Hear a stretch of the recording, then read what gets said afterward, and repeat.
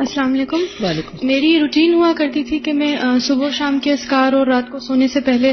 اذکار ضرور پڑھا کرتی تھی. تو ایک دن میرے ساتھ ایسے ہوا کہ میں سستی میں اور بس صبح کے بھی نہیں پڑھ سکی, پھر شام میں بھی میں سوچ رہی تھی ابھی پڑھتی ہوں اور پھر نہیں پڑھ سکی, اور رات میں بھی اسی طرح ہوا اور میں سو گئی. تو رات میں 3 بجے کے قریب میری آنکھ اپنے کمرے میں شور سے کھلی تو میں نے اپنے سامنے 3 ڈاکوؤں کو دیکھا جنہوں نے اپنے چہرے کور کیے ہوئے تھے, اور ہم رات کو دروازے بند کر کے سوئے تھے, میں اور میرے ہسبینڈ, لیکن وہ کھڑکیاں کھول کر اندر داخل ہو گئے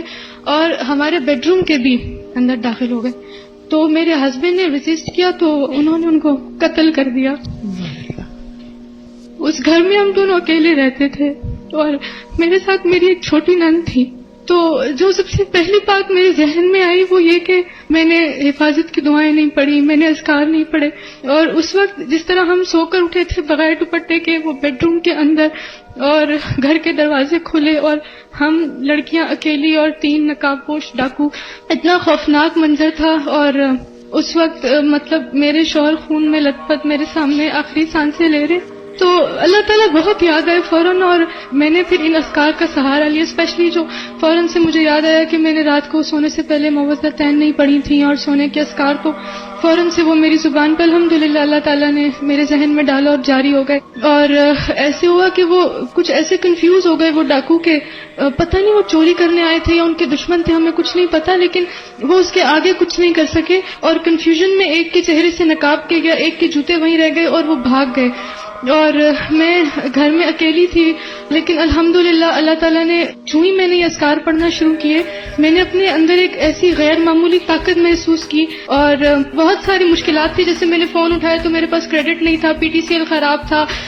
کوئی نہیں تھا اس وقت میں, لیکن اس مشکل سچویشن میں فوراً سے مینج کرنا, گھر والوں سے رابطہ کرنا, پھر اپنے ہسبینڈ کی میں نے ان کی روح نکلتے ہوئے اپنے سامنے دیکھی, اور یہ اذکار کا ساتھ تھا کہ میں اس وقت میں اسٹیبل رہی. پھر ان کو ہاسپٹل لے کر گئی تو بھاگتے ہوئے جو چیز سب سے پہلے مطلب مجھے سامنے نظر آئی وہ قرآن تھا, اور میں نے اپنے ہاتھ میں پکڑا اور اپنے ہسبینڈ کو لے کے ہاسپٹل گئی. تو ڈاکٹرز نے ان کی ڈیتھ کو کنفرم کر دیا, اور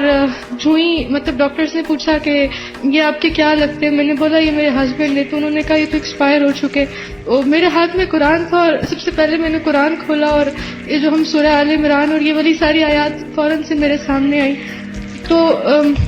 کہنے کا مقصد یہ ہے کہ اس سارے وقت میں جو چیز میرے ذہن میں آ رہی تھی کہ میں حفاظت کی دعائیں نہیں پڑھ سکی, میں سونے سے پہلے یہ اذکار نہیں پڑھ سکی, اور الحمدللہ جب میں نے ان کو اس وقت سارے وقت میرے زبان پہ یہ اذکار تھے, تو میں نے اپنے اندر ایک ایسی طاقت محسوس کی جس نے اس وقت مجھے اتنا نڈر اور بے خوف بنا دیا کہ میں اس ساری سچویشن سے ایسے گزر گئی کہ مجھے پتہ نہیں چلا. میری شادی کو صرف 6 مہینے کچھ دن ہوئے تھے, میرا پہلا بیٹا میرے ہسبینڈ کے 2 منتھس کے بعد پیدا ہوا, لیکن ان مشکل ترین سٹیجز پہ میں نے اللہ تعالیٰ کو اپنے اتنے ساتھ محسوس کیا صرف ان اذکار کی مدد سے. پھر میں نے اپنی عدت کے لیے یہ ٹارگٹ سیٹ کر دیا کہ میں نے انشاءاللہ تعالیٰ ان سب دعاؤں کو زبانی حفظ کرنا ہے, اور ایاک نستعین ساری اور یہ سونے کے اذکار ان سب کو میں نے الحمدللہ حفظ کیا. اور میرے ہسبینڈ, یہ 3 بجے کا واقعہ, اور رات کو 2 بجے تک میرے ہسبینڈ فیس بک پہ بیٹھے ہوئے تھے. میں اب یہ سوچتی ہوں کہ اگر ان کو پتا ہوتا کہ میری زندگی کا صرف 1 گھنٹہ رہتا ہے تو وہ اس طرح ٹائم نہیں ویسٹ کرتے.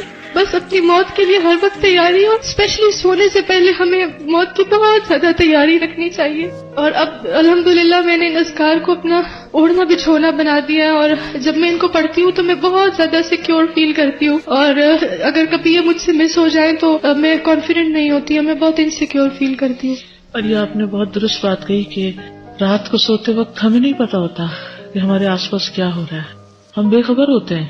ان چیزوں کو معمولی نہ سمجھیں, یہ اللہ کا کلام ہے,